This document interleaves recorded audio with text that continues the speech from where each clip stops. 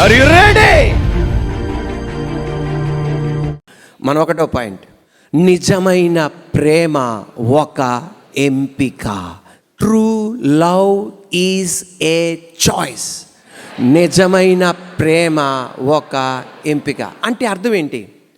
నిజమైన ప్రేమ ఒక ఎంపిక అంటే అర్థం ఏంటి? మీరు వస్త్రాల షాప్కి వెళ్తారు, బట్టల షాప్కి వెళ్తారు, పెద్ద షాపింగ్ మాల్కి వెళ్తారు. వస్త్రాలన్నీ ఒక వింగ్లో ఉంటాయి, క్లాత్స్ అన్నీ ఒక వింగ్లో ఉంటాయి, జ్యువెలరీ మొత్తం బంగారు ఆభరణాలన్నీ ఇంకొక వింగ్లో ఉంటాయి, చెప్పులు బూట్లని మరొక వింగ్లో ఉంటాయి, సూట్స్ అన్ని మరొక వింగ్లో ఉంటాయి. నువ్వు ఒకే ఒక సూట్ తీసుకోవాలని వెళ్ళావు, ఎన్నో కంపెనీల సూట్లు కనబడతాయి, కానీ ఒక్కటి మాత్రమే నువ్వు ఎన్నుకుంటావు, ఒక్కటి మాత్రమే నువ్వు ఎంపిక చేసుకుంటావు. అలాగే తల్లిదండ్రులు, అమ్మా నాన్నలు, అన్న తమ్ముళ్ళు, అక్కా చెల్లెలు, రకరకాల కుటుంబంలో ఎంతోమంది ఉంటారు. ఎంతోమంది ఉన్నప్పుడు ప్రతిరోజు ఒకే రకంగా ఉండదు. పెళ్లి చేసుకున్న రోజు, బిడ్డలు పుట్టిన రోజు, స్కూల్లో వెళ్ళినప్పుడు ఎలా ఉంటుందో, కాలేజీలో ఎలా ఉంటుందో, యూనివర్సిటీ ఎలా ఉంటుందో, ప్రతిసారి ఒకే రకంగా మన కుటుంబం ఉండదు. ఒక్కొక్కసారి ఐక్యతగా ఉంటాం, ఒక్కోసారి ప్రేమగా ఉంటాం, ఒక్కోసారి అరుచుకుంటాం, ఒక్కోసారి అలుగుతాం, ఒక్కోసారి రకరకాలన్నీ జరుగుతుంటాయి. ఇటువంటప్పుడు కక్షను నువ్వు ఎన్నుకోకూడదు, ద్వేషాన్ని నువ్వు ఎన్నుకోకూడదు, పగను నువ్వు ఎన్నుకోకూడదు. దేనిని ఎంపిక చేసుకోవాలంటే ప్రేమను నువ్వు ఎంపిక చేసుకోవాలి. Love is a choice. నిజమైన ప్రేమ ఒక ఎంపిక.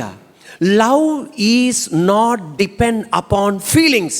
Love does not depend upon feelings. నిజమైన ప్రేమ అనుభూతి మీద ఆధారపడదు. నిజమైన ప్రేమ భావాల మీద ఆధారపడదు. మన ఫీలింగ్స్ మారిపోతూ ఉంటాయి, మన భావాలు మారిపోతూ ఉంటాయి. ఉదయం ఒక రకమైన ఫీలింగ్, మధ్యాహ్నం ఒక రకమైన భావం, సాయంత్రం ఒక రకమైన ఫీలింగ్ మీద మన ఉండకూడదు. మన ప్రేమ ఎంపిక మీద ఉండాలి. నిజమైన ప్రేమ ఒక ఎంపిక. నిజమైన ప్రేమ ఒక ఎంపిక. నిజమైన ప్రేమ దేని మీద ఆధారపడదు? ఫీలింగ్స్ మీద ఆధారపడదు, భావాల మీద ఆధారపడదు. నువ్వు ప్రేమించడానికి నువ్వు ఎన్నుకోవాలి. ప్రేమించడానికి నువ్వేం చేయాలి? నిర్ణయం తీసుకోవాలి. దేవుని బిడ్డలారా, నిన్ను నన్ను నా దేవాది దేవుడు భావాల మీద యేసయ్య ప్రేమ ఆధారపడలా. నిన్ను ప్రేమించడానికి ఆయన ఎంపిక చేసుకున్నాడు, నిన్ను ప్రేమించడానికి ఆయన ఎన్నుకున్నాడు, నిన్ను ప్రేమించడానికి ఆయన నిర్ణయం తీసుకున్నాడు. అంతే. నీ ప్రేమ భావాల మీద ఆధారపడితే, మన ప్రేమ ఫీలింగ్స్ మీద ఆధారపడితే, నీ భర్త గారు నీకు నచ్చింది చేసినప్పుడు, నీ భార్య నీకు నచ్చింది చేసినప్పుడు, నీ పిల్లలు నీకు నచ్చింది చేసినప్పుడు, నీ స్నేహితులు నీకు నచ్చింది చేసినప్పుడు, అప్పుడు నువ్వేం చేస్తావు? ప్రేమిస్తావు. అంటే నీ ప్రేమ నిజమైన ప్రేమ కాదు, నీ ప్రేమ నకిలీ ప్రేమ. అంటే నీ ప్రేమ దేని మీద ఆధారపడుతుంది? భావాల మీద ఆధారపడుతుంది. నీ ప్రేమ భావాల మీద ఆధారపడినప్పుడు, ఒకవేళ నువ్వు అనుకుంది నీ భర్త గారు చేయకపోతే, భార్య చేయకపోతే, నీ పిల్లలు చేయకపోతే, నీ స్నేహితులు చేయకపోతే, నువ్వు అనుకున్న వాళ్ళు చేయకపోతే, వాళ్ళకి ఏం చేయవు? నువ్వు ప్రేమించవు. అంటే నీ ప్రేమ దేని మీద ఆధారపడుతుంది? భావాల మీద ఆధారపడుతుంది. అదే గనక true love is a choice. నిజమైన ప్రేమ ఒక ఎంపిక. చెడు చేయని, మంచి చేయని, అలాగని సనగని, ఇంట్లో తలకిందలవని నీ ప్రేమ గనక నిజమైన ప్రేమ ఎంపిక నువ్వు గనక లేదు, నేను ఇంకా నా భర్తను ప్రేమించబోతున్నా, ఇంకా నా భార్యను ప్రేమించబోతున్నా, ఇంకా నా పిల్లలను ప్రేమించబోతున్నా, ఇంకా నా స్నేహితులు ప్రేమించబోతున్నా, ఆ ప్రేమ మనలో కనబడాలి. ఆ ప్రేమే ఎవరిలో కనబడింది? యేసయ్యలో కనబడింది. నేను ఒక నిజంగా జరిగిన సంఘటన విన్నా. మిలిటరీలో చేస్తున్నాడు ఈ యవనస్తుడు ఉద్యోగం. ఆయన సెలవులకి ఇంటికి వచ్చాడు. చూడటానికి చాలా హైట్ ఉంటాడు, కలర్, వెయిట్, అబ్బా ఎవరు చూసినా ఇంకోసారి చూడాలనిపిస్తుంది ఆయన్ని. అంత గ్లామర్గా ఉన్నాడు ఆ యవనస్తుడు.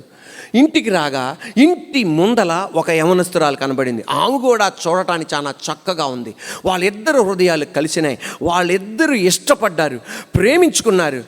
అలా ముందుకెళ్ళారు. అలా ముందుకెళ్తుండగా ఈయనకి సెలవులు అయిపోయినాయి. ఎవరికి? తద్వారా ఆయన ఎక్కడికి వెళ్ళాలంటే మళ్ళీ ఆయన ఉద్యోగం చేస్తే ఆ మిలిటరీ స్థలంలోనికి వెళ్ళాల్సి వచ్చింది, ఆ మిలిటరీ క్యాంప్లోనికి వెళ్ళాల్సి వచ్చింది. అప్పటి కాలంలో మనలాగా మొబైల్ ఫోన్లు, ఇలాంటి ఫోన్లు, ల్యాండ్లైన్లు, ఇలాంటి వాట్సాప్ కమ్యూనికేషన్, ఇంటర్నెట్ కమ్యూనికేషన్ ఇంత లేదు గనక వాళ్ళు ఉత్తర ప్రత్యుత్తరాలతో వాళ్ళు కమ్యూనికేట్ చేసుకునేవాళ్ళు. అలాగా సమాచారం అందుతూ ఉండేది. ఆయన ఉత్తరం రాయిగా ఒక వారం పట్టేది, మళ్ళీ ఈమె తిరిగి రాయిగా ఇంకొక వారం పట్టేది. అలా ఒకళ్ళకొకళ్ళు ఉత్తరాలు రాసుకుంటూ ఉండేవాళ్ళు. ఈ చివరి ఆఖరికి ఆయన ఉత్తరములో ఏం రాశాడంటే, నేను నిన్ను వివాహం చేసుకుంటా, నీకు ఇష్టమేనా? ఈమె కూడా తిరిగి రిప్లై ఇచ్చింది, నేను కూడా నేనేం చేసుకుంటా, వివాహం చేసుకోవడం నాకు ఇష్టమే అని చెప్పి రిప్లై ఇచ్చింది. ఎంతో సంతోషమైంది. ఆయన అలాగే ఉత్తరాలు రాస్తున్నాడు, ఈమె అలాగే ఉత్తరాలు రాస్తుంది. ఒక రోజున ఒక ఉత్తరం వచ్చింది. ఆ ఉత్తరం ఏంటంటే, నేను నిన్ను పెళ్లి చేసుకోవడానికి నేను ఇష్టపడట్లా, దయచేసి వేరే ఎవరినన్నా వివాహం చేసుకో, నన్ను మాత్రం నువ్వు వివాహం చేసుకోవద్దు అని ఉత్తరం రాశాడు. వెంటనే ఆమె సంవత్సరం నుండి వచ్చిన ఉత్తరాలన్నీ పక్కన పెట్టుకుంది. ఇప్పుడు వచ్చిన ఉత్తరం పక్కన పెట్టుకుంది. ఏంటిది? సంవత్సరం నుండి వచ్చిన ఉత్తరాలని పక్కన పెట్టుకుంది, ఇప్పుడు వచ్చిన ఉత్తరం పక్కన పెట్టుకుంది. ఆ రైటింగ్ ఒక రకంగా ఉంది, ఈ రైటింగ్ మరొక రకంగా ఉంది. అంటే ఎవరో కావాలని ఇలా రాసినట్టున్నాడు, నా భర్త మాత్రం రాయలా, నా కాబోయే భర్త మాత్రం రాయలా అనుకుంది. ఏం చేసిందంటే, 1 నెల వేచి ఉంది, 2 నెలలు వేచి ఉంది, అయినా తిరిగి ఉత్తరం రావట్లా. అందువలన ఆయన ఏ రాష్ట్రంలో ఉంటాడో ఆ మిలిటరీ క్యాంప్ దగ్గరికి వెళ్ళింది. ఆ మిలిటరీ క్యాంప్ దగ్గరికి వెళ్ళగానే ఫలానా వ్యక్తి ఉన్నాడు అనగానే, అమ్మ హాస్పిటల్లో ఉన్నాడు. ఎక్కడున్నాడు? హాస్పిటల్లో ఉన్నాడు అనగానే ఈమె ఆ అడ్రస్ తీసుకొని హాస్పిటల్కి వెళ్ళి చూడగా భర్తకి 2 చేతులు లేవు. బాంబు బ్లాస్టింగ్లో ఈ 2 చేతులు పోయినాయి. వెంటనే ఈ మంది, ఏమైంది నీ 2 చేతులకి? ఇలా బాంబు బ్లాస్ట్లో ఈ 2 చేతులు పోయినాయి. ఈ ఉత్తరం ఎవరు రాశారు? నేను రాయలా. ఎవరు రాశారు? మా ఫ్రెండ్ రాశాడు. ఎందుకని మీ ఫ్రెండ్ ఇలా రాశాడు? మా ఫ్రెండే రాసింది, కానీ నాకు చేతులు లేవు గనక నా నోటితో నేను చెప్తుండగా మా ఫ్రెండ్ ఏం చేశాడు? రాశాడు. ఎందుకు అలా రాపిచ్చావంటే, నాకు చేతులు లేవు, చేతులు లేని పురుషుడు నీకెందుకు, చేతులు లేని భర్త నీకెందుకు, అందువలన ఇంకొకరిని వివాహం చేసుకో, నిన్ను వివాహం చేసుకోవటానికి ఎవరన్నా వస్తారు. వెంటనే ఆమె చెప్పిన మాట ఏంటి తెలుసా? నీకు చేతులు లేవు, నా చేతులే నీ చేతులుగా మార్చుకుంటా, నా చేతులే నీ చేతులుగా మారని. ఆమె ప్రేమ దేని మీద ఆధారపడలా? భావాల మీద ఆధారపడలా, ఫీలింగ్స్ మీద ఆధారపడలా. చేతులు లేకపోయినా నేను నిన్ను ప్రేమించబోతున్నా అని ఎంపిక చేసుకుంది, ఎన్నుకుంది. అందువలన ఇక్కడ వాక్యం వినే తమ్ముళ్ళు చెల్లెళ్ళు చెప్పావు పెళ్లి కాని వాళ్ళందరూ, ఏం స్టోరీ చెప్పావన్నా అని చెప్పి పిచ్చి పిచ్చి ప్రేమలకు వెంటపడకండి. మీరు దేవుని మాటకు లోబడండి, దేవుని ప్రేమకు లోబడండి, అమ్మా నాన్న ప్రేమకు లోబడండి. ఇక్కడ దీంట్లో ఉన్న నీతి తీసుకోండి. ఆమె దేని మీద ఆధారపడలా?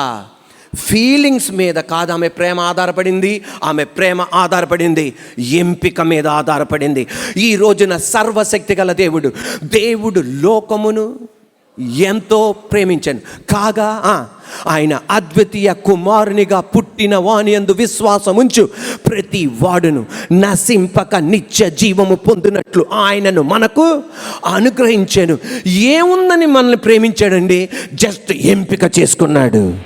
నీలో ఉన్న పాపాన్ని చూసుంటే, నీలో ఉన్న ద్వేషాన్ని చూసుంటే, నీలో ఉన్న స్వభావాన్ని చూసుంటే, నాలో ఉన్న ద్వేషం, నాలో ఉన్న పొరపాటు చూసుంటే, ఆయన ఫీలింగ్స్ ప్రకారం ఆయన ప్రేమ అయితే, ఎవరి ప్రేమ?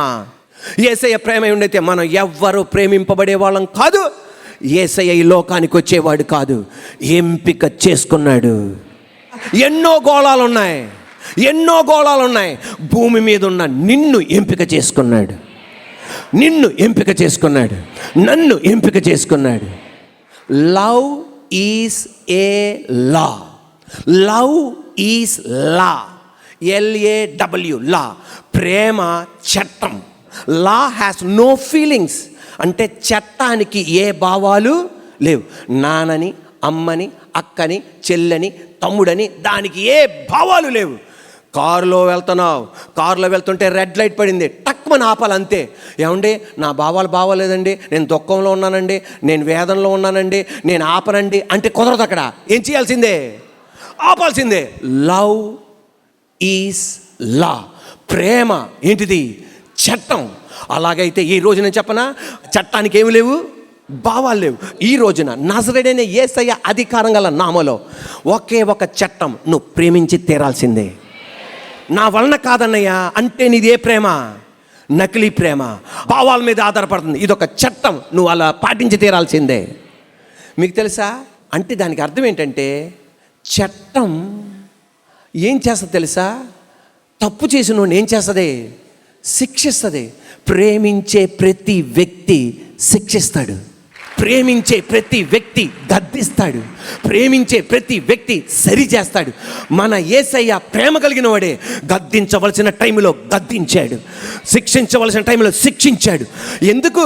నాశనం చేయడానికి కాదు, నిన్ను నన్ను సరి చేయడానికి.